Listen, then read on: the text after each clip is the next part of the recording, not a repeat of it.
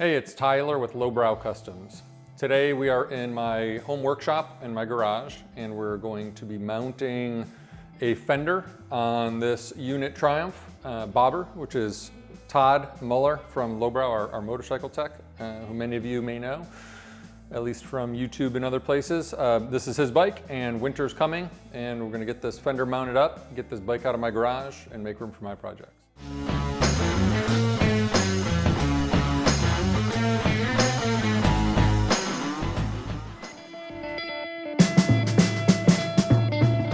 So the fender we're going to be mounting is a Gasbox 16-inch fender.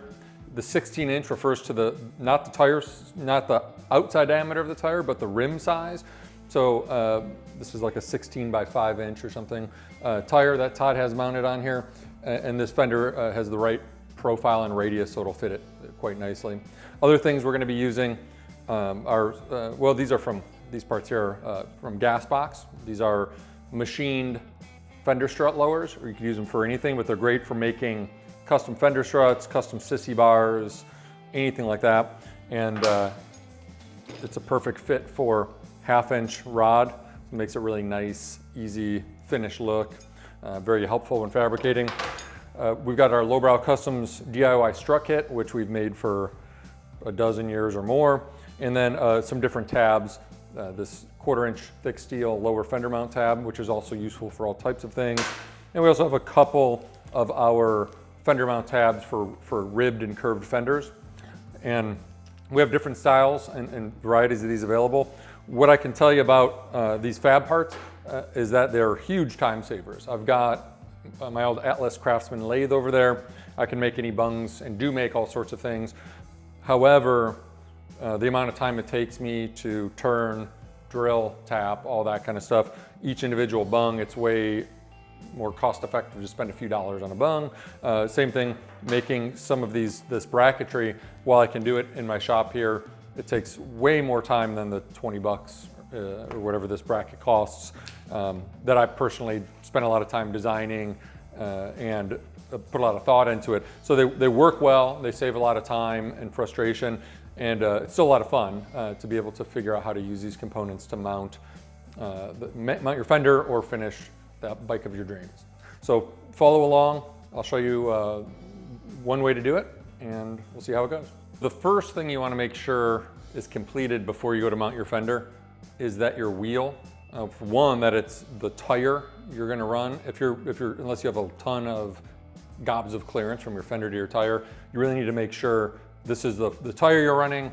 I just checked the air pressure and inflated this to 30 PSI, make sure that we're around at least the pressure it'll be run at.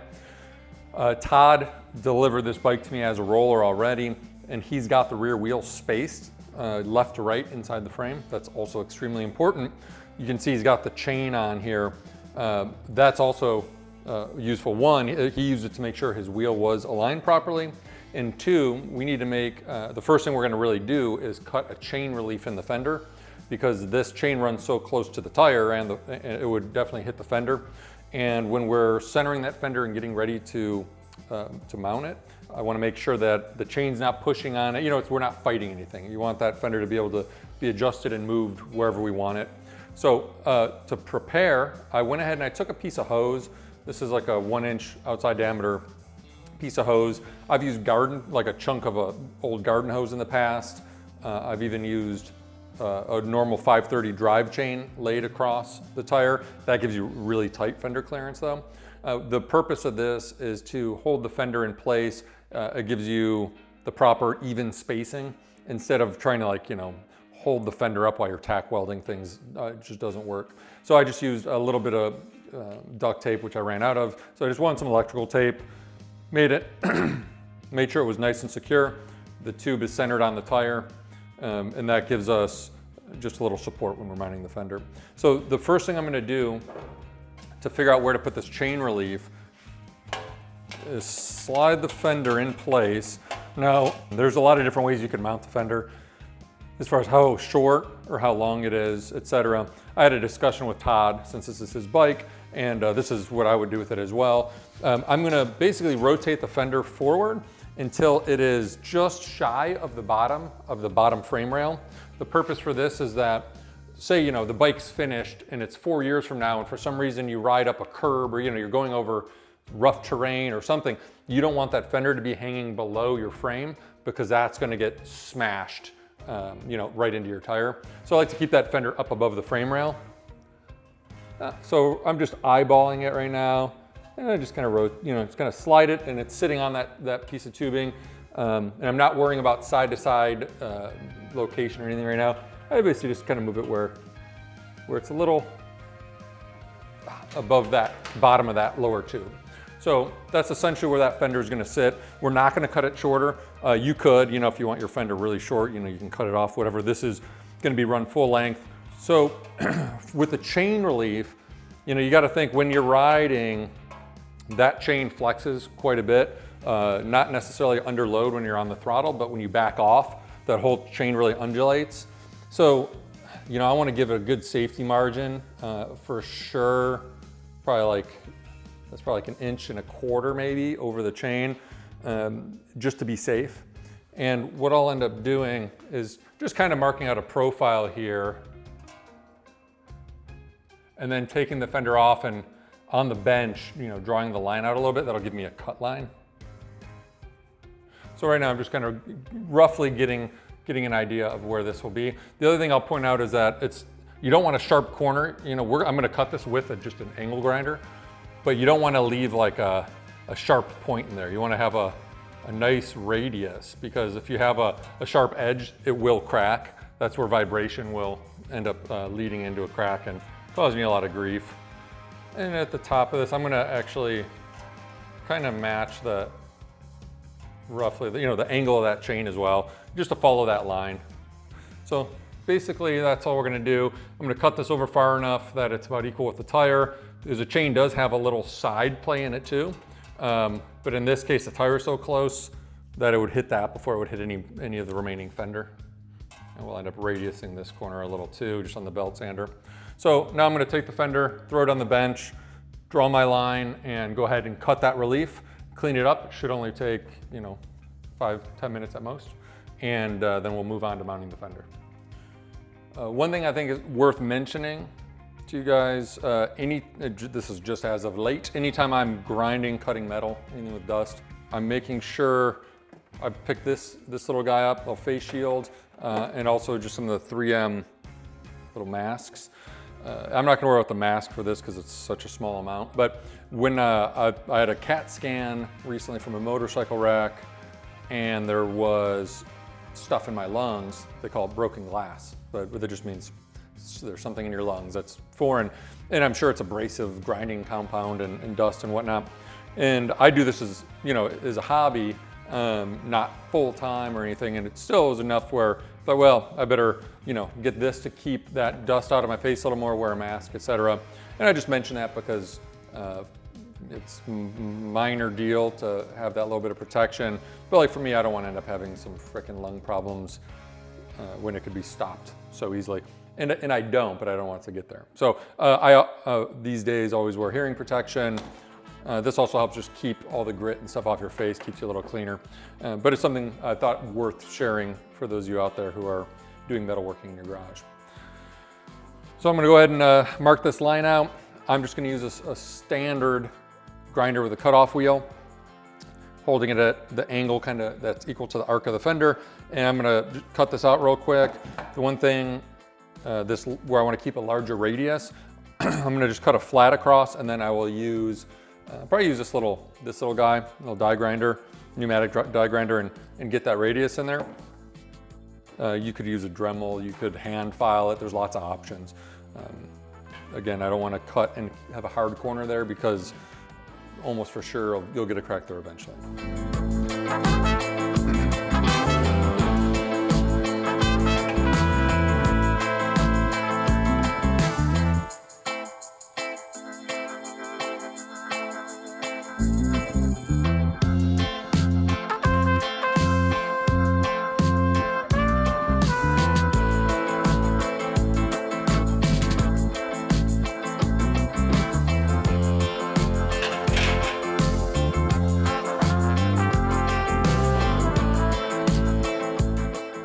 Clamp this to the table so it doesn't move so much.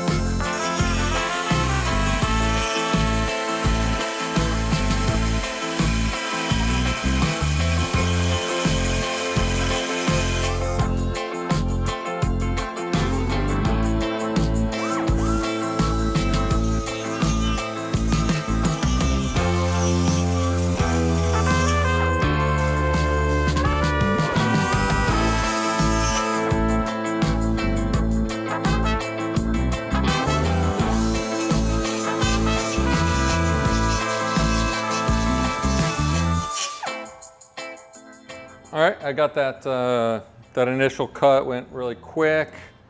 There's a piece of scrap. And I use that die grinder to clean up that big radius and to just kind of take the burr off the edge real fast. I'm gonna take this over. I've got a belt sander in the garage here, which is a very useful tool. And I'm just gonna go ahead and hit the face of this, smooth that all out really nice, give a little radius there, and that should be good to go. You could also use a die grinder, or I'm sorry, an angle grinder with like a flap disc on it, which is essentially kind of overlapping sheets of sandpaper. You can also just do this by hand and take a file and smooth it out, sand it. So there's lots of ways to do it. I'm using the tools I have, but there are both faster, nicer ways to do it and slower, nice ways to do it as well. So I'll go ahead and clean this up and get back to mounting it.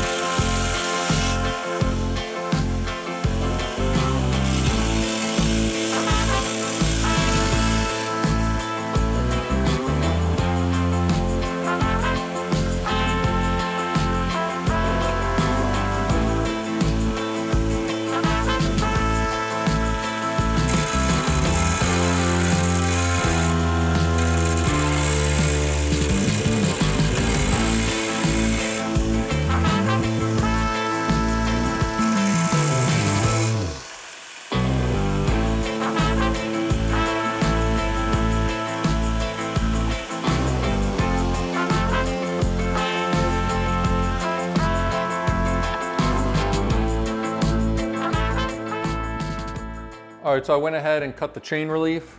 I actually widened it a little bit more, brought it inbound a little bit more than my original line, and it seems fine now. The nice thing, once all the mounts are done, we'll take a look at that again, and we could always give it a little more breathing room if necessary. Because I was gonna be working in this area, I went ahead and pulled off the oil tank and just flipped the seat up out of the way. Gives myself a little more room to work. Leaving the battery box in place, even though I will remove it once I get further along to weld, I'm leaving that and the chain and things in place because it's easy to forget what parts aren't on the bike when you're working on it. So when I go to make fender struts, etc., I just want to kind of keep everything together that's necessary to make sure I don't have any interference issues. So the fender, we slid it in place here, and then threw some electrical tape around the fender. It's not super secure, but it holds it pretty snug, so I can actually shift it left to right and such as needed. A good way to tell when the fender is centered. From the back, you can just visually look, but it's also using your fingers to feel the gap, feel that it's the same, is a quite accurate way to do so. You can get fancy and try and measure and everything if you want, but honestly, if you stare at something long enough and you're not sure if it's centered or not, it probably is, meaning if you really can't tell. But this is pretty centered here, and I'm feeling above the cut area, obviously, just at the fender walls. This is pretty much where it needs to go. I'm gonna do a couple things to help me visualize for the first mount I'm gonna do, which is this upper mid fender mount here, which is gonna be welded to the seat post tube. We're gonna use this Lowbrow curved fender mount for curved fenders. Something I already did here as well is, real quick, I just took a little bit off of these bungs on my belt sander. The radius of different fenders, different types of fenders will vary, of course. And so on those bungs sat pretty nice, but there's a little gap. So I just kind of took that off a bit of that material off. so they sit real nice and flat. So when I weld them, I'm not filling a large gap or anything.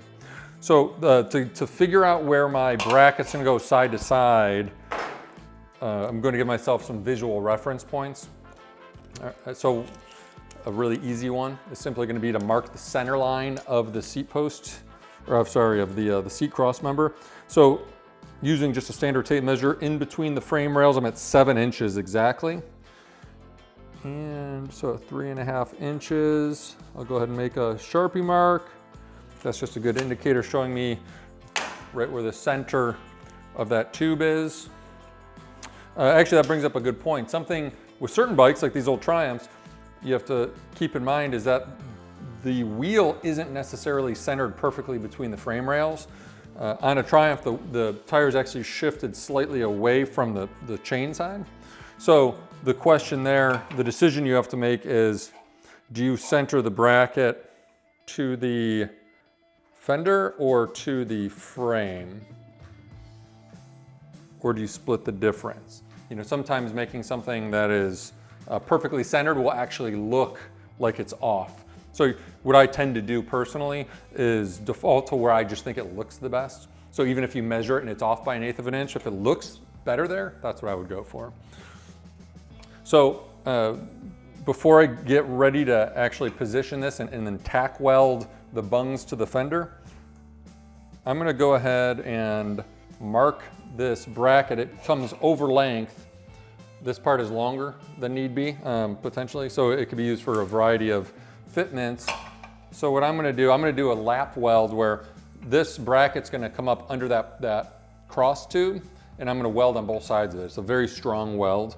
You could always cut it and butt it to the face of the tubing, but in this instance, the fender's close enough there, it's right at the bend, it wouldn't be nearly as strong, and it'd be a total pain in the butt. So I'm just gonna go ahead and give myself a Sharpie line.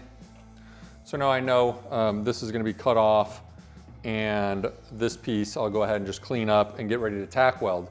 I'm going to tack weld the bungs to the fender, which will hold the bracket in place. And then I will go ahead and tack weld the bracket to the frame. Make sure I get probably 3 good tacks on everything, move on to the next mount, and then the bungs will be finish welded to the fender when it's removed, and then the brackets will be finish welded then as well. All right, I'm gonna go ahead and mark my lower tab as well. Get that cut and prepped at the same time I'm doing the upper tab. That way I can get both tack welded in place. So I'm gonna be using one of these Lowbrow lower fender mount tabs, 1/4 inch steel. What I'm gonna do here is add a half inch long, 5/16 18 threaded bung. So the way this fender will end up being mounted is all mounting points. We're gonna basically weld bungs to the fender. So I'm not gonna have, the brackets will bolt directly into those bungs, and there's no hardware on the inside of the fender. Because otherwise you can drill holes in your fender and through bolts, or even run the hardware through the fender into a bung.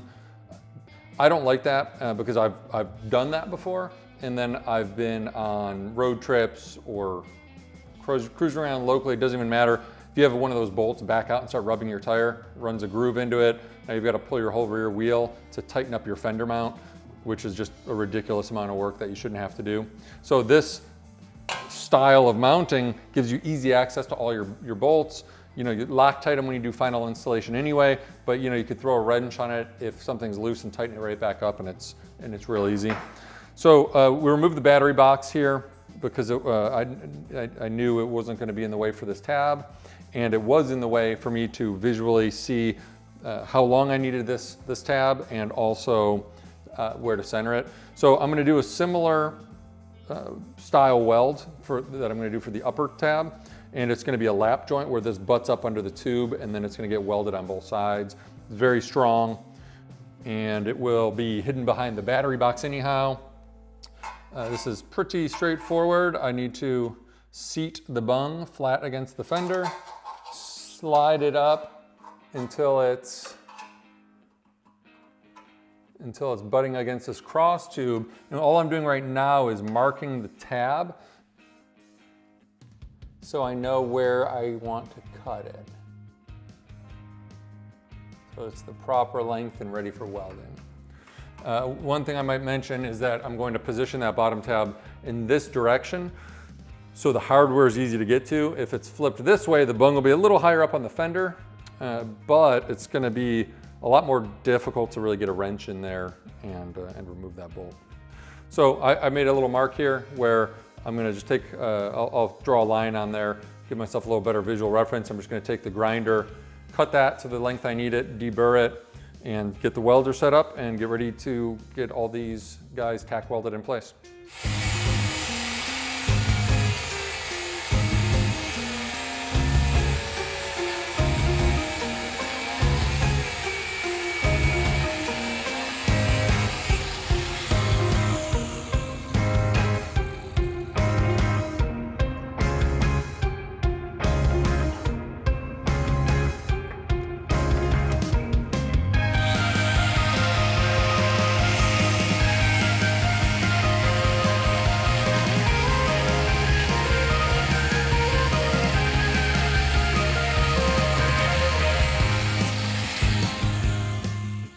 All right, so we've got both of these mounting brackets cut to the proper length. So you could just kind of hold stuff and tack weld it. I've done it plenty of times, but it's nice to spend a short amount of time figuring out the clamp, figuring out clamps or magnets or something to hold them. Just makes life a lot easier. So this is a nice clamp, one I picked up recently. It's got swivels on it. It'll clamp tubing, it'll clamp flat, it'll clamp a combination, such as in this case. So what I'm gonna do on this is hold this mount in place. I decided I'm going to center this fender mount to the fender, which is slightly offset from the center point I drew on this cross tube. But I think it looks better, and once the center mark is removed, it looks centered. I think it looks wrong if I line it up to the frame. So on this, I'm basically just looking at the center line of the fender. I'm personally just eyeballing it, though you can do whatever you want. But this will hold this in place for when I tack it. And it's gonna hold the bracket to the cross member, and then also I've gotta make sure it's sitting forward against the fender when I clamp it, that it doesn't pull away. I have a little difficulty today, I had a broken wrist and just got my cast off a week and a half ago, so I'm still not really able to use my left hand properly. So side to side, bracket's good. I've got good contact where the bungs are sitting flush against the fender. There's a slight gap there, but it'll be filled in with weld. It's no problem at all. And the bracket's firm up against the cross member tube. So I think that is good. I'm gonna go ahead and clamp the lower one and then recheck and probably triple recheck that my fender is at this end and over here, that it's centered on the tire, that the space is equal on both sides. And then I'll just go ahead and get tacks on the bungs, as well as from the bung to the fender, and then from the brackets to the frame. And then I'll remove the clamps and get some nice heavy tacks on there, and we'll move along to the fender struts before finish welding everything. This one's a little tricky just because getting it centered, it's a little harder to get a good line of sight on it. So this is one I'll definitely, once I have it in position, I'll check multiple times before really welding. And the clamp I'm using, a couple clamps down at the bottom. These are just cheap, regular tension clamps you could pick up at any hardware store. Good for light duty work like this. They'll just hold this in place, for me until I tack it. I honestly don't have nearly enough style of clamps here in my home workshop. A variety of clamps and magnets. You can get really creative for holding work pieces, and it makes life easier when you actually go to the final mile and get everything welded. Another clamp here that will hold the bung against the fender. It's looking pretty good. So I'm gonna go ahead and get the welder set up, and I'll give these one last check again before I tack weld. All right, everything's clamped in place, triple checked that the fender gap is the same all the way around, that the brackets, mounting brackets are perpendicular to the frame rails, that everything's centered on the fender. It's all clamped in place, ready to go. So I'm going to go ahead and tack weld everything. Might be a little tricky to get into some spots, but even getting a couple, you want to make sure they're decent tacks, but then, can always move the clamps, etc., to get a little heavier tacks with some fill rod if I can't get it in certain areas. So get this thing going.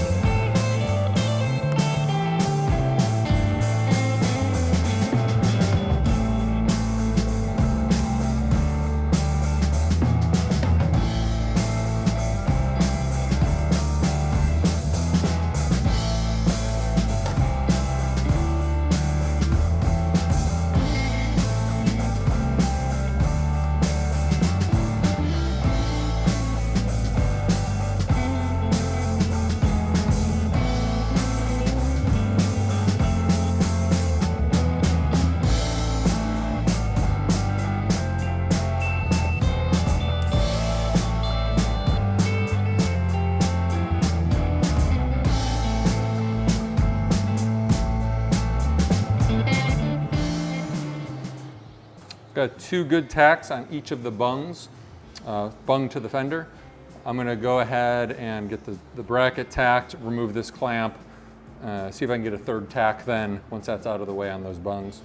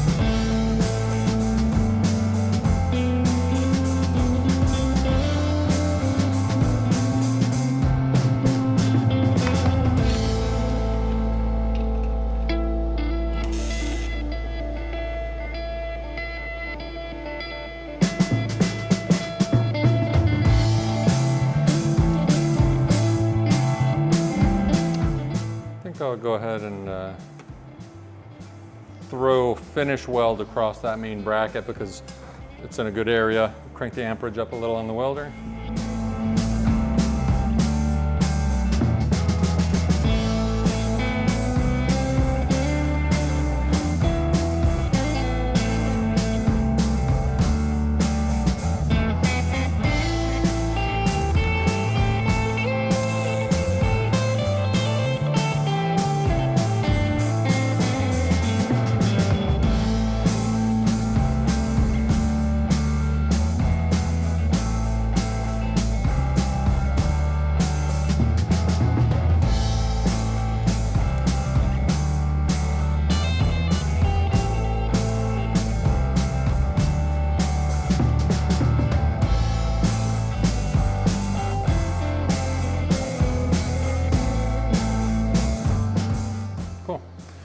Worked out well. It was easy to get to. I'm going to throw a bead, a weld, full weld across the other side where the bracket meets that tube once the fender's off. But that top mount is good to go. Get the bottom one all mounted up.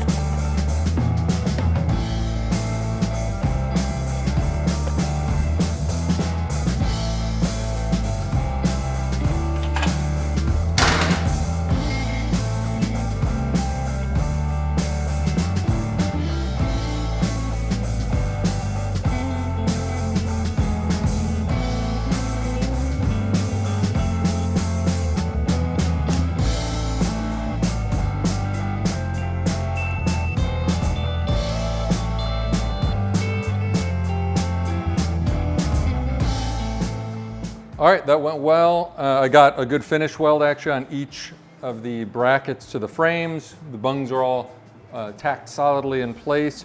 So I'm gonna leave this as is for now. Gonna leave the fender even taped in place, and I'm gonna move rearward, and we're gonna work on the fender struts and get those all set up before taking it all apart and doing all the finish welding. All right, so these mounts are more or less done. We are moving on to the fender struts. I'm gonna use these Gasbox machined fender strut lowers.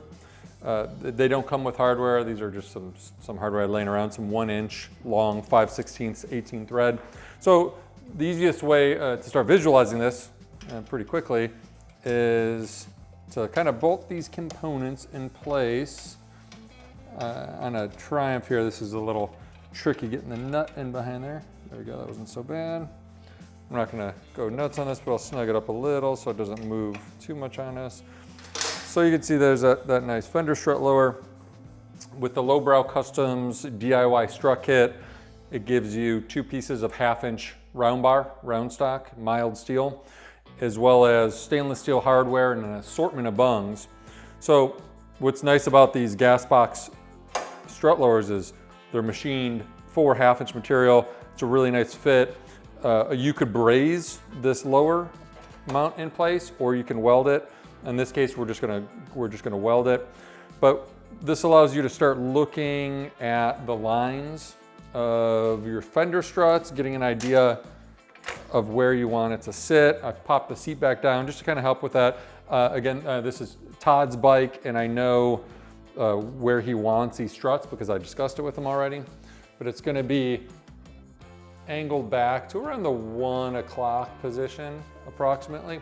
So doing the first side, to me, always seems really easy because we're gonna just make it happen, get everything tacked up and cut, but then it usually takes quite a bit longer on the other side because it's trying to match that. It's not so bad on a project like this because the other strut lower bolts into the same place on this Lowbrow Customs Triumph hardtail. It's already got the fender strut hole there in place. And we basically will need to make sure we get the bung on the fender in the exact same location, make the rod match. So what we're gonna do for the fender, following with the theme of what we did for the rest of the mounts, I don't want to have anything that you have to through bolt and have a nut on the inside. It would be a little tight clearance and everything. So we're gonna end up using one of the 1/2 inch long threaded mounts. These are 3/8 16 threaded bungs that comes with the strut kit. And we're gonna use this counter bore along with the hardware that came with the kit. So when you thread these together, what's gonna end up happening is the 1/2 inch long bung is gonna get welded to the fender. This strut is gonna need to be bent and cut to length, and it's gonna be welded to the counter bore bung. So when you unbolt on here and pull this bolt out, that strut can be removed, and then we'll duplicate that on the other side. So first thing I'm gonna do is figure out the placement of this bung and just tack it in place. And then we'll go ahead and put a slight bend in the fender strut material. So in this case, what I'm gonna do is take a Sharpie, just make a mark where it's above the chain. And then I'm simply gonna clamp this in my vise and give it a little elbow grease there, a little muscle, and just bend it slightly. And it's one of these kind of operations where less is more. It's like, I'll probably have to tweak it 2 or 3 times to get it just to the right location, and then I'll cut it to length.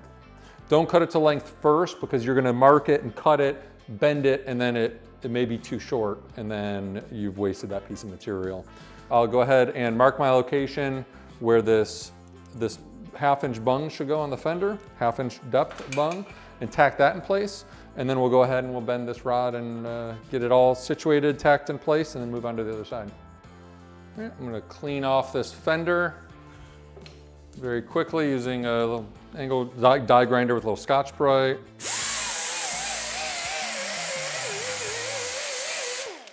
That will do. And this is gonna be really simple. Essentially, I'm just gonna move the fender strut to where it looks like it should go. Get out of the way. Hold the bung, where I think it should go, where I'm gonna kind of vertically center it on this flat skirt part. Let's see if this little clamp will just give it a, yeah, that'll hold. And I'm gonna go ahead and tack that and bolt that upper bung in place and start figuring out the angle for the bend of the rod.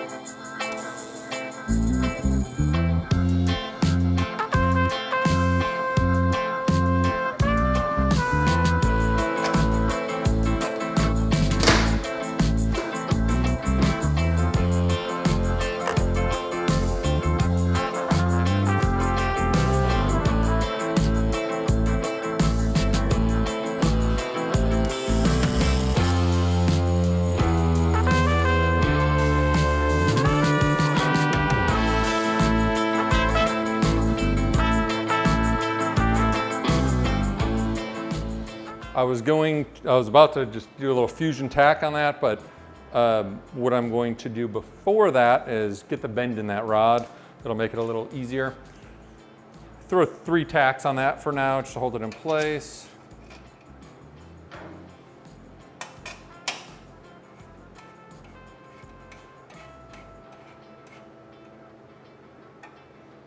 Went ahead and snugged up that counterbore bung, which is what the strut will be welded to. You can see that it is sitting outside of that right now. So all I'm gonna do is give myself some sort of reference here.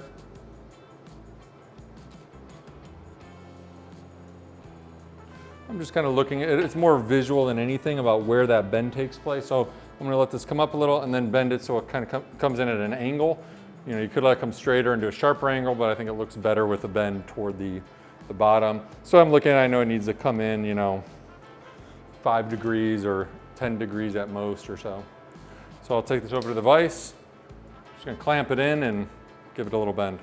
So I'm gonna go ahead and these vise jaws have a little channel in them to hold round stock vertically right there.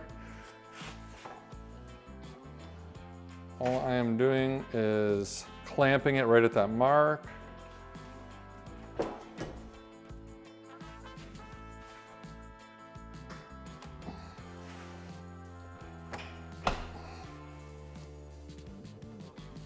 That bent it at all.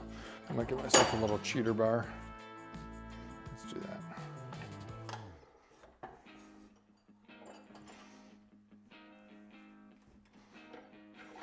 So you could heat this up, cherry red, easily and bend it, but I feel lazy, so I'm not gonna do that. I'm just gonna grab a piece of tubing and it'll give me a lot of leverage where I can bend this easily.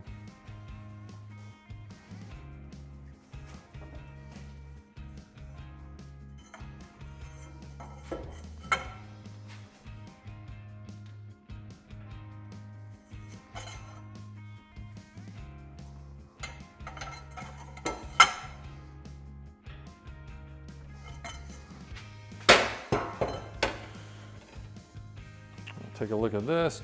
So I got a slight bend. It'll need more, but I like to check multiple times so I don't overbend.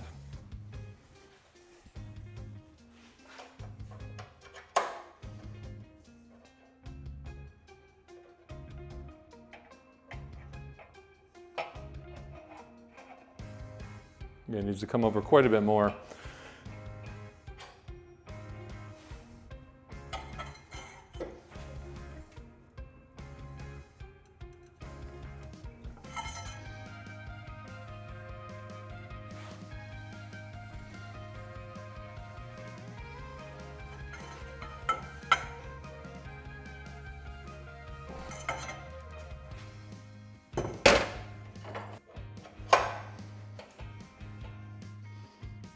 Almost right on. Needs to come this way about 1/16 of an inch. But looking pretty good. A nice gradual bend right there. If you heat it cherry red, you can get a tighter bend right there, but I think this will work out quite well. It's here, we need to have it about there. It feels a little weird with these plastic soft draws in there too. Like, you know, it's got a lot of kind of more give.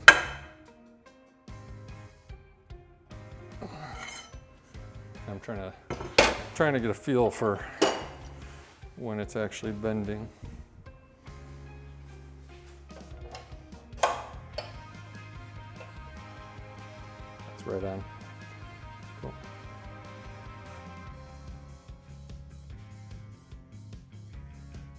Took me a few attempts there to, you know, slightly tweak that to get the bend in it right here to where it'll line up. So now what I'm doing is I'm going to take a look, make a mark, cut this to length. Now I'd way rather cut it slightly too long where I can dress it on the grinder or with a grinder, belt sander, whatever. What I want is that to be a nice firm touch under there. I potentially even with a little bit of a cope to it. So I might cut it a little long and then slightly grind a depression in it so it'll sit nice and snug there. Now, before I weld it, you don't want it like pushing upward pressure where you jam it in place, because then once it's welded, it's gonna be putting pressure on that fender. And you want everything to be like happy and free. All your mounts, like the fender should just kind of fall in where it gets mounted, bolts go home, it's all good. If you're like pulling your fender to get a bolt in, I guarantee you're gonna get a crack in that fender later on. You don't want any tension stored in there. So this fitment process, it's worth taking a little extra time on. It'll save you grief later, you know, with your finished bike, the fender painted, etc., and you have a mount break, you know, it's a total pain in the butt. So I'll go ahead and mark this, make sure my bend's facing in the right way. I think it's gonna be about there. I'm gonna cut about 3/16 of an inch longer than I think it'll need. Maybe even, I might even cut slightly above the line I made. And see, and then what I'm thinking is like, I might dish the end of that rod a little so it kind of hugs that bung nice and I don't have too much to fill in with weld. So I'll take this over to the vise and use the grinder with the cutoff wheel and just chop it to length.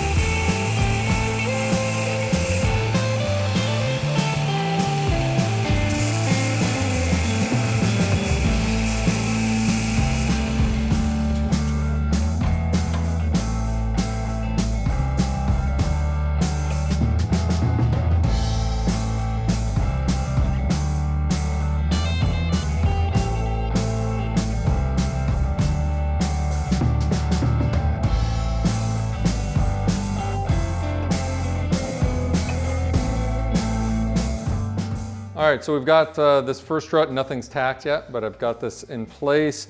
This is the first one that I showed bending with a cheater bar. That was a little too large of an inside diameter. It made just too gradual of a bend and I did not like it. So I threw that one away. The other half of the fender strut piece was long enough, so I just tried making a new one and I really like the way this looked. I'll show you here when we do the other side. I grabbed my oxyacetylene. I did go ahead and heat this up and did a bend, which once it's hot happens very easily right at the end of the fender strut. And then I went ahead and I coped the end of the strut using my little die grinder. You could use a grinder, you could use a rat tail file, whatever you got. But what I was mentioning earlier about the tension, so I have to lift up on this to get it to slide past the lip of the cope.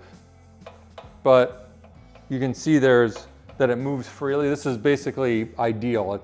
There's not a gap for welding, or barely, but there's no tension on that strut. So this is good to go. I'm gonna tack weld that in place and then move over to the other side. measure back, locate where the other bung goes, bolt this piece in place and do the exact same process, but spending a little extra time looking from above, behind, everywhere to make sure that the struts match each other so it looks nice and clean when it's done. And I'll show you the process of bending with heat as well. All right, this is real thin filler rod for this ticky-tack.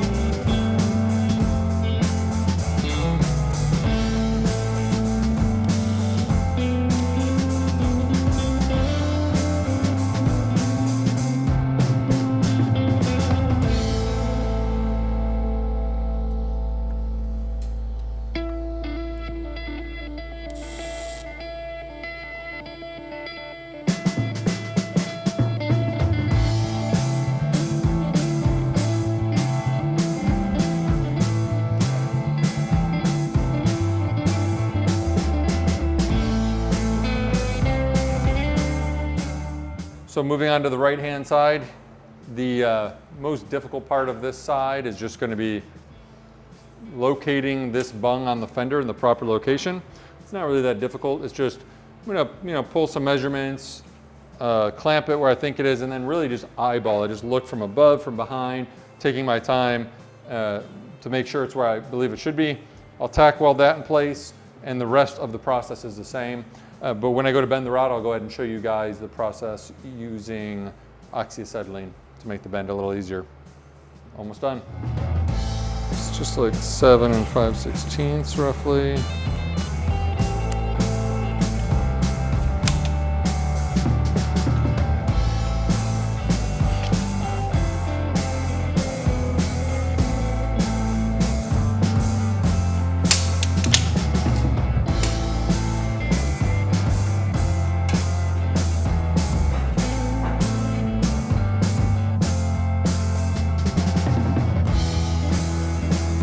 That actually looks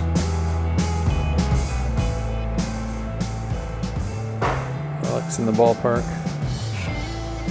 Over a little. I need to measure the distance up.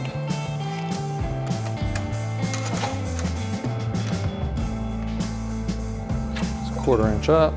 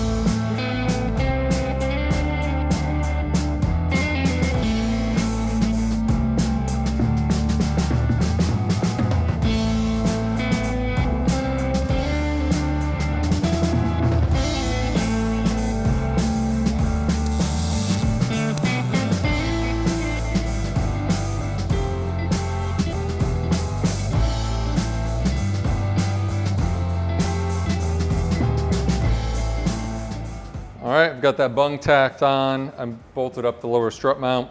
It's always a good idea to check before you bend so you get the proper angle, don't overbend. So this Triumph with stock wheel spacing, the wheel is further to this right-hand side, which I mentioned when I was doing the brackets up here, and I centered them to the fender, which was slightly different than centering to the frame. But when I put this straight piece of 1/2 inch rod in here, it's a 1/4 inch further or closer than it was on the other side. Not a problem whatsoever, but I just need less of a bend in this piece, and that's good to note because otherwise I might have overbent it and then it's easier to bend once instead of trying to unbend something. So I'm gonna go ahead and show you guys and gals how to bend this using some oxyacetylene. So to bend this using some heat, I did put a little mark showing me where, when this is slid into the bottom little strut piece, that's where the top of that ends. What I'm gonna do is clamp this in my vise at that height, because that's where I want the bend to start. I did remove my soft jaws because they are plastic and they would melt if I heated it up, with this clamped in there with those. This vise has pretty hard knurled teeth to it, so it will make some marks on this, which I don't mind because that's gonna slip in to the bottom strut piece and be hidden. However, when I hold this piece to chamfer the top or do anything else, I'll put the soft jaws back in because I personally get irritated when I mar up a piece of material I'm working with. So oxyacetylene setup, they're pretty common, pretty affordable. I bought mine off Craigslist years ago for probably $150, $200. All I'm going to do is light this torch. I'm going to heat the local area where I want the bend to be. And I've got this small piece of 1-inch tubing that I will simply slip in over it and bend. And once it's cherry red, it bends very easily, so it won't take very much force.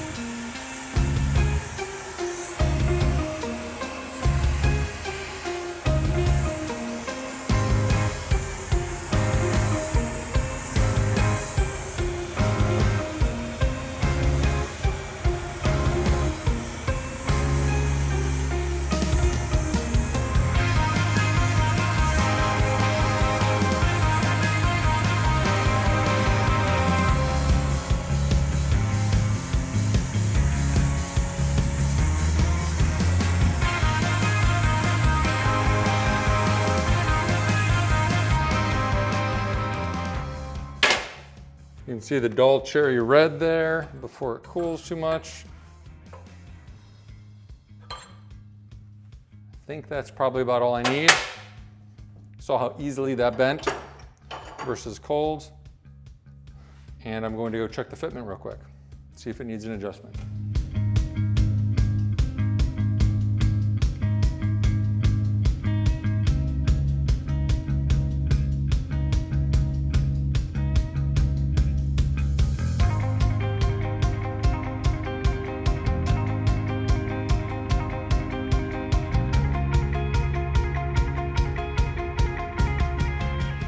So everything is now in place and tack welded, all the mounts, fender struts, everything. So the next step is to unbolt the fender struts, unbolt the fender, remove that.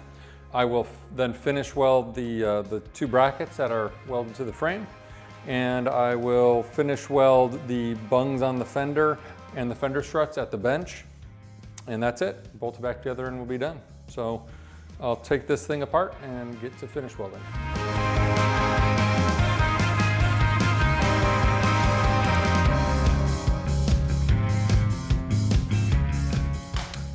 Something I'll do real quick just to, should be no problem, but for now I'll just put an L and an R in marker, left and right for these fender struts. They're really only gonna line up one way anyway. But if they're super similar, you know, what they might fit better one way than the other, but in this case, I'm sure they're different enough that they're only gonna fit one direction anyhow.